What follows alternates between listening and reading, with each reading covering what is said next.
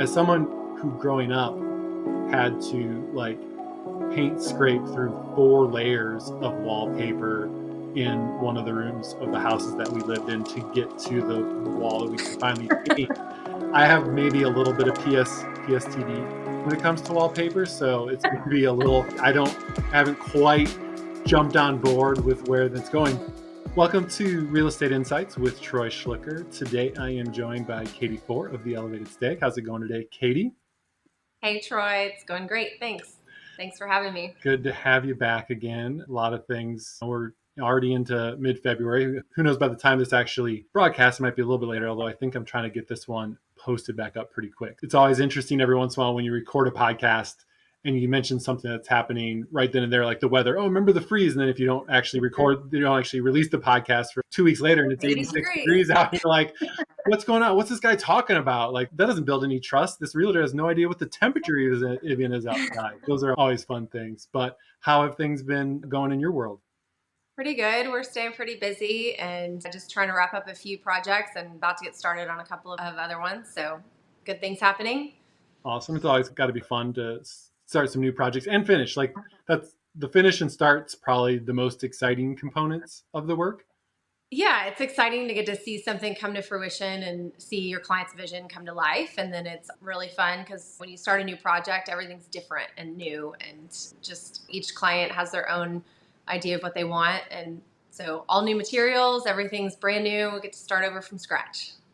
Nice. And that's a perfect segue about materials, because we were having a little conversation off camera about a topic that I think is really relevant that sometimes people don't necessarily think about initially when they're getting their home updated or remodeled or different things, about ordering materials and how maybe tricky might be a little bit too strong of a word, but it's not necessarily the easiest process of, hey, measure my room, go to Amazon or homedepot.com and just order the product. You were mentioning some of the stories you've had recently in your condominium building about stuff not being available because people didn't order enough to have reserves.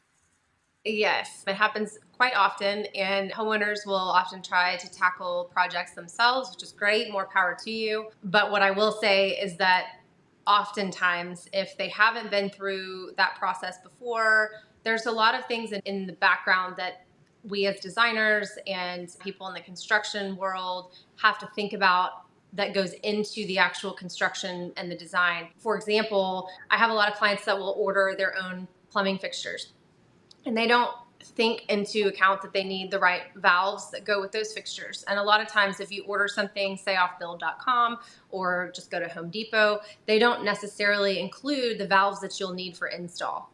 And so that's the one thing that the plumber needs, who's the first person to really be doing anything in your bathroom after demo, is he needs to get everything plumbed. And if you don't have the right valves, then you have to wait for those to come in. And sometimes those can be back ordered, or it may take another week to get in just from shipping. So there's a lot of little things, the details that you don't know until you've been through it enough times. And we have been through it enough times that we just make sure to have a checklist of everything that needs to be ordered, square footage and tiles, for example, making sure that you have proper square footage, but also enough waste factors so that you're not running out of tile based on the cuts that are needed to make for the design that they're trying to achieve.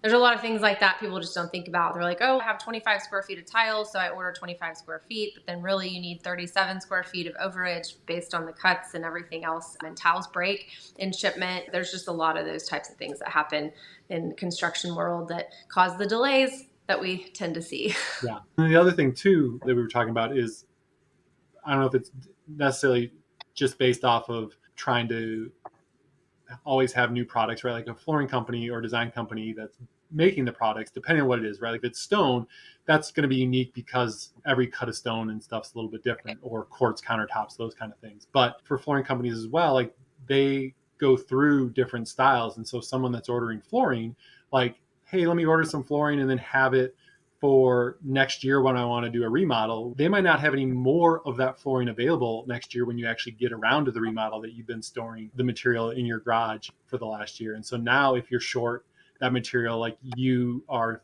started into a project that you can't finish without starting back from scratch. Yeah, 100%. And even then, sometimes they'll have different dye lots, and the lot that you ordered from a year ago, even if they have the same tile, it may change slightly. It's like a pair of jeans. If you order from the same person, or excuse me, the same company, and you have, oh, I ordered Paige jeans in size 27, and the next Paige jean that I order in size 27 is not guaranteed to be the exact same, Sure. Exactly. even if it's from the same manufacturer and it says it's the same style. Yeah. That, or another thing, you talking about that brought up to me a specific client who had bought a home that really loved the hardwood floor that the previous owner had put into the living room. And they wanted to extend it to the dining room and to an office that currently had a different type of flooring. And they had to go around, because you couldn't get it from the manufacturer anymore. They had to like search Home Depots throughout the state of Texas, or I think it was Home Depots or some flooring company throughout the state of Texas, and were able to scrounge together just enough of the flooring to finish it out that way. Otherwise, they were going to have to leave it the way it was, or do some kind of complementary flooring, or do new flooring in the entire place because they didn't have enough. And again, obviously, it's because the previous owner didn't care about redoing the flooring in those areas. It wasn't like they were just going to stock up in case someone else down the road wanted to. But it's something to think about when you're remodeling too. If like you're not, most of us can't afford to do a whole house remodel at one fell swoop. Sure. And so understanding that, I shouldn't just order something for the living room now. You should have still an idea of how you want the whole house to look, even if it's going to be a full year, 2 year, 3 year project that you do in steps, because you want to make sure that flows together perfectly when it's done, instead of having those dye lots or patterns and stuff be a little different. Yeah, for sure. And it's also worth considering that even if people don't want to put together some kind of really in-depth house manual with paint colors and sheens and all the specs on their different flooring and countertop materials, and some people do this and they choose to do that, and it's great, especially for the home buyers that come after them. But most often owners aren't going to be thinking about the people buying their house after the fact. But it is helpful when you have repairs that are needing to be done over the years. Obviously, water damage is pretty prevalent in Texas, and having leaks, and it's a dishwasher or a washing machine, and maybe you only have to repair a part of the floor and not the entire thing. It's always advisable to have extra on hand. So even when you're buying a house, to ask the existing owners if they know what materials were used in the home, or if they have extra boxes of the material. It's really great to have that stuff on hand, or at least to have the information, so that should that be an issue down the road, that you can access it. That's one of the great things about being a real estate agent here in Texas, is so many of the clients that we get to work with are in the tech and engineering field. So they're very detail oriented. It's not Spreadsheet on yeah, spreadsheet. exactly right. Like here's the warranties, here's the contacts for this, here's what we used for that. You'd probably find it pretty funny, a few of the different spreadsheets that I've had from clients about all that kind of stuff. But it makes it super easy for yourself if you're living in a place long term. It's probably not going to make or break why a buyer buys your home because you were that organized that way. But being that organized usually does show up in a lot of the other details about the home, about it being kept up well and stuff, which can make a difference for sure. And when looking at a home, if you have flooring that was done 3 years apart, that is a little bit, not that same dye lot and stuff, it is sometimes the little details that will impact a person's decision when they're deciding to buy a home, for sure. And it's that crosses over, I think, in a lot of ways. And I was always told to look at a man's shoes and a woman's fingernails. When you look at a man's shoes, if they're in good shape and they're in good condition, then you know that he probably takes care of a lot of other things. And the same thing goes for ladies' hands. I know we all get busy. We don't have time to do a lot of these things, and that's not always an indicator of how somebody behaves in the rest of their life. But it is a good indicator that the person who does upkeep those things probably upkeeps other areas of their life as well. And the same goes for home ownership. When you're buying a home, as you, I'm sure, talk to your clients, if you've seen somebody and their actions show that they've taken really good care of their home, then that's a really good investment for your client to purchase, because you know that it's been well cared for. Yeah. And it definitely 100% has an impact when people start to look at the inspection kind of stuff, right? If they know, if not that you're ever going to have a clean inspection, clean inspection doesn't exist. Even on new construction, you're not going to have a really clean inspection. Impossible. But seeing the details that someone can see about you, to your point, give you insights into the details you can't see about a home or about a person. And so that's why the details matter. Absolutely. So obviously you guys do the whole home stuff, but also instead of tearing everything down, it might just be doing a remodel, spruce it up, trying to get uh, new things for people. What is, do you have a if you could only choose one store here in Austin to use as your go-to store for pieces to put into people's homes, what would that be? Ooh, that's tough. I think that for the general population, the store that probably has the most mix that I think would accommodate just about any style would probably be Pottery Barn or Crate and Barrel. And they're both under the same wheelhouse. I think those two stores tend to have just about everything if you needed to furnish a home from top to bottom and didn't want to spend restoration hardware prices, but wanted something that looked really nice and would be of good quality. I think those two stores are really great. On that, I think CB2 is an outlier from Pottery Barn and Crate and Barrel, and they have a little bit more modern edge to their decor. I get a lot of my furniture from CB2, but I think those are probably the best. A new one that's come into town fairly recently is Room and Board. And Room and Board has some really great stuff, especially for my guys. I think they have a little bit more kind of masculine spin on their furniture, but good quality and I think a great price point as well. Going back to the having different room or different flooring and some different design stuff, one of the trends that seems to be coming up is what I think is termed maximalist, where it's just a lot of different colors, a lot of different Mm-hmm. designs in a home, in a space. And so what are your thoughts on not necessarily making a home quite as uniform? Do you think that is something that is going to start to be more of a trend of, hey, this one room is not all over the place, but it can feel that way if you're used to a more modern, sleek finish of stuff, but potentially designing even different parts of the house to have different kind of, Their own personality. yeah, a little bit. Yeah, I definitely think powder baths have always been that unique, punch, something exciting when people walk in. People put really crazy wallpaper and really fun fixtures, and that tends to be a little different than the rest of the home. I think we are starting to see more of that in other aspects. The home office has made a huge comeback with COVID, and people want to make that space their own and make it unique. So I think that's where we're starting to see a lot more of what you're saying, like the maximalist. You'll have really dark wall colors, make it really moody feel, bright accents, floor coverings that really are speaking to the person's personality. So I think, yeah, we're seeing that. I don't know if it's going to stay forever. And I think a lot of people still really prefer to have a more minimalist vibe, especially for home sales. Because when I go in and do some of my staging walkthroughs, I'm basically telling them what they need to eliminate Yeah, and pare down on. always.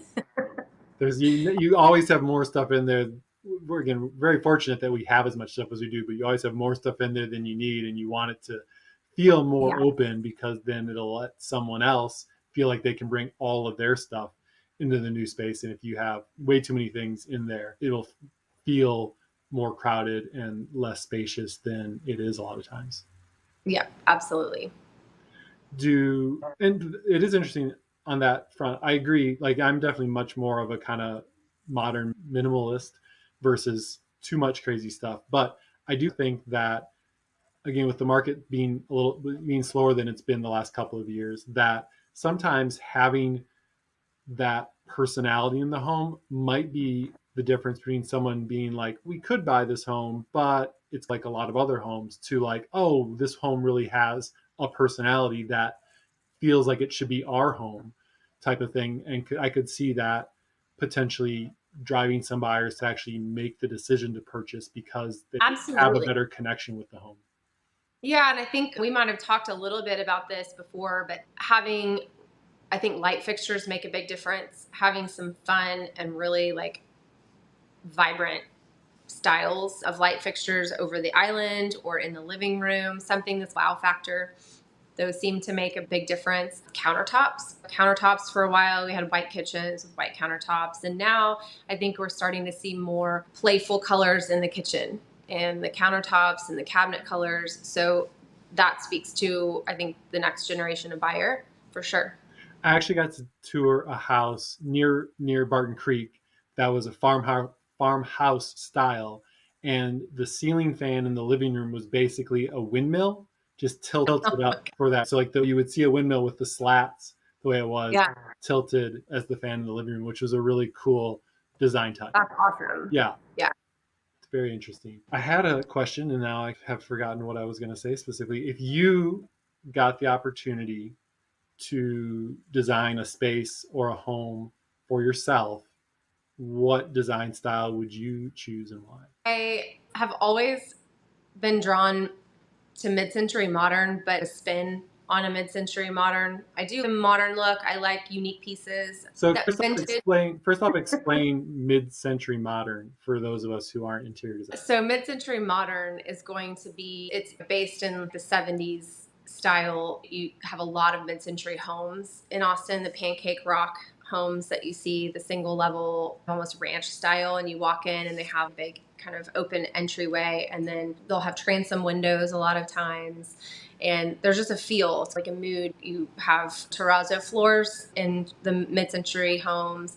They just have this olives and greens and burnt oranges and more earth tone feel, and the walnut furniture, the pieces a lot of times in the mid-century furnishings, whether they're chairs or sideboards, are going to be made with more of that walnut finish. So it has a really nice kind of cozy and warm feel to it, but I think it can get overdone.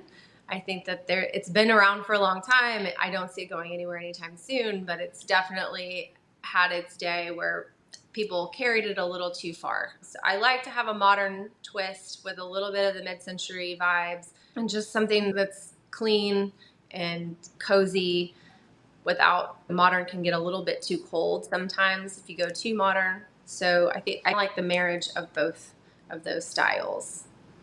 I remember what I was going to ask, and it was because you talked about wallpaper. And Oh, yeah.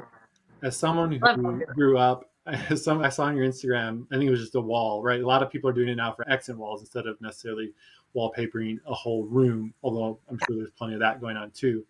As someone who growing up had to like paint scrape through 4 layers of wallpaper in one of the rooms of the houses that we lived in to get to the wall that we could finally paint. I have maybe a little bit of PSTD when it comes to wallpaper, so it's going to be a little. Haven't quite jumped on board with where that's going, but it's definitely a thing, and to some degree, it's a relatively inexpensive. I'm sure there's a lot of expensive wallpaper as well too, but it's a relatively simple and straightforward way to add some color and personality to a room that again which for the longest time we had these very modern sterile almost looking condos and homes, and as we're transitioning away from it, it's a way to maybe add accent wallpaper wise that kind of offsets that a little bit. Yeah, it can be very expensive. There are definitely, you can spend $10,000 on one wall. The installation process can be a little bit daunting because there are very few installers that are left that can really do a good install on the wallpaper. Now, of course, there's self-stick wallpaper, right? People can get the wallpaper and do it themselves. There's different kinds. There's pasted, pre-pasted, and then ones that you have to add the paste to the wall. So it can get a little bit tricky, but for small spaces, I think it's fun and it's not that difficult if you have to get it removed. If you're doing an entire room, that's a commitment for sure. And you want to make sure you're either going to be in the house for a long time or you do something that's going to appeal to the masses when you're going to sell. But that accent wall actually was done in my home, and it's not wallpaper, it's plaster. So that's another avenue that if somebody wanted to do something different that looks like a wallpaper, but maybe they can't find one that they like, which in my case, I spent months and months looking for the perfect wallpaper and I couldn't find one. So I brought my friend who is an artist in, and she did an incredible job making up that beautiful accent wall for me. That's awesome. Yeah, you do see occasionally artists do that. That obviously is probably less common, but even for the last few years, you've seen they now have like tile brick that to make it put brick up on a wall. Even just regular tile, people have been doing more of that. I saw a crazy fireplace, a super expensive home where they had almost counter size sheets of granite. I don't know if it was granite specifically, but as sheets to put up on this huge fireplace to be the for that. And so there's, which is again not cheap, not something that everyone's likely going to be able to afford, but a definitely unique statement piece that is one of a kind, since the marble and the granite's going to be one of a kind. Yeah, I think using different materials has become more prevalent. Like you're saying, people using tile on the walls in different areas outside of kitchens and bathrooms. There's some really cool textured wood tiles that you can use as well. And some of these are actually very easy to put on the wall, as much as like peel and stick. There's some really cool new things out there that I wish when I was younger and I used to like decorate my apartment and do different things that I had access to. Peel and stick wallpaper didn't really even become a big like I say, until it was kind of recent. absent. It was absent from existence, it felt like, for a decade and a half or something. Yeah, So, I added peel and stick wallpaper to my first office back out of college. I was so excited to find it at Target. And I found like strips and I had to buy 5 rolls, but I did it and it looked awesome. And I was so excited to be able to do that. So it is fun. It's a fun project. And if you like to do DIY, the peel and stick wallpaper is great. It's just there's not as many options out there as some of the nicer papers that they have as far as the wallpaper is concerned. sure. But Yeah, and like I say, a lot of those are, again, not custom, but close to that. Like they're running a lot of smaller orders of it, and to make it, and to some degree, custom, because they don't want everyone's house to be the same wallpaper the way it would have been, say, in the 70s or 80s, where it was like, oh, here's the wallpaper that everyone uses. The same way, like there's giant floral. Yeah, there's like the meme out there of like the 6 different types of plate designs that were in the 70s, 80s, and 90s. Like, which one of these 6 did you have? And people, while they want to still have the, like the general style and theme of a home, like other people, whether it's mid-century or modern or that, they want to have it still feel a little bit personal by having, again, different kinds of wallpaper, different kinds of tile, different pieces that make their home just a little, have that personal touch. Yeah, absolutely. The one thing I was going to say about, you were talking about like different, how people are incorporating different things in different parts of the home. The other thing I can not get behind yet, I don't PST from it, but are the people who put like the smaller, either 3x3 tiles or even the 12x12 tiles, and use that as like kitchen countertops, and then with grout in it. Like for me, that's great. Not everyone can afford to put granite countertop on. That's fine. Just do Formica. There's nothing wrong with Formica. I grew up with my life. That's perfectly fine. It's better than having a bunch of 12x12 squares with grout in it. But that's maybe just my personal preference. So that actually brings up a good point, because I think people think that like a quartz granite has actually been pushed to the side for a while, and quartz has become the big player in countertop materials.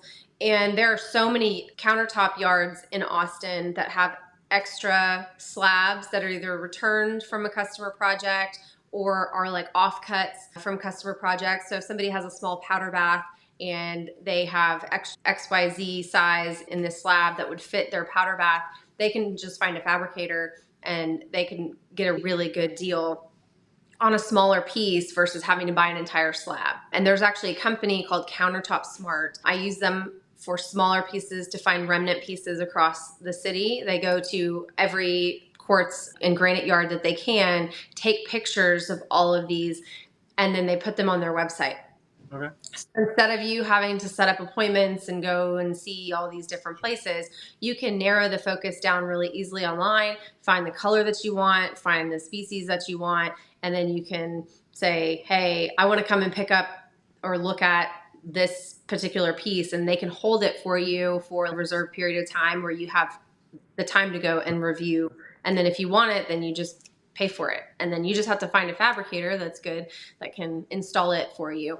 But it's a lot more affordable than most people think. And just like we were talking about earlier, as the designer and being in this space, like we talk about this stuff all the time, but I forget sometimes that just average everyday homeowner doesn't understand or know that these things exist out there. And so I'm glad to have found them. I have a lot of different fabricators that I work with now that also have extra remnants. So I'll typically go to them first because I have those relationships. But if they don't, the Countertop Smart is really a great way to start that process. That's I'd say even as a real estate agent, I would had no idea about that specifically. So there's always uh, a wealth of knowledge that you can get by going to an expert that you don't even realize you're missing out on in a lot of cases. And they're a local company. The guys that own it are young guys. They hustle. They really try to make everybody happy with what they do. So I definitely recommend them. That's cool. That seems like a perfect place to end the podcast because I know everyone who is listening is either already on their phone searching them so that way they can see what options they got going on there and are busy figuring out their next step in updating and remodeling their home. Awesome. Thank you so much for having me on again, and I look forward to the next one. No, it's always great chatting with you. Have a good one.